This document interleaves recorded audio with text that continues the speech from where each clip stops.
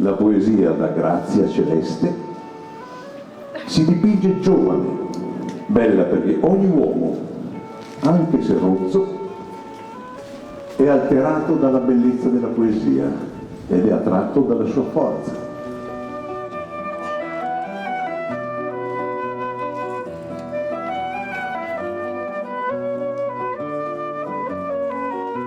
Oggi si conclude il ciclo di 4 concerti in agosto,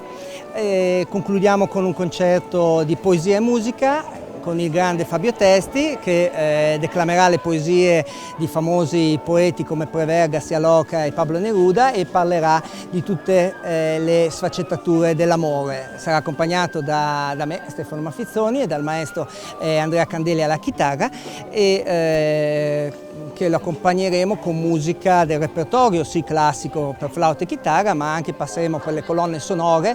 e dai tanghi per finire col flamenco. Io mi levai la cravatta, lei si tolse il vestito, io la cintura e la rivoltella, lei i suoi 4 corpetti. E non voglio dire da uomo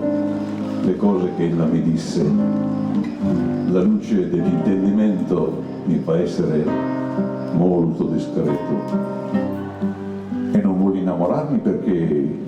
avendo marito, mi disse che era ragazza mentre la portavo al fiume. Non si conclude qua la programmazione di Mantova Musica, ma continueremo il 6 ottobre, inizieremo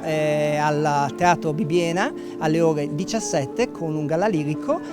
con i vincitori del concorso internazionale Fregoso, un concorso molto importante, e inizieremo così i concerti dalla domenica che ci accompagneranno fino a dicembre.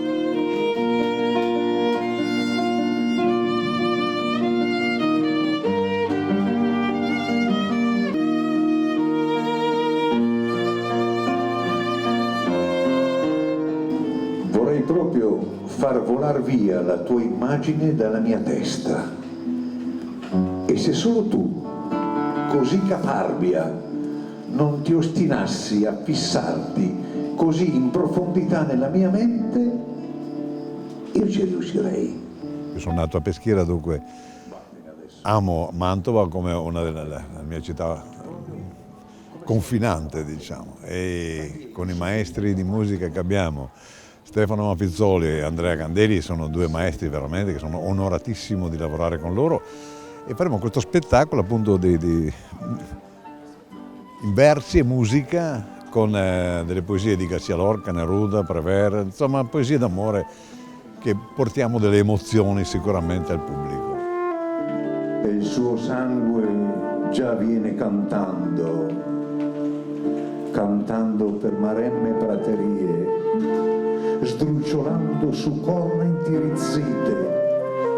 vacillando senza anima nella nebbia, inciampando in migliaia di zoccoli come una lunga,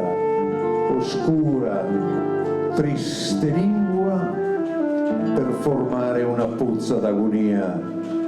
vicino al guadalquivir delle stelle.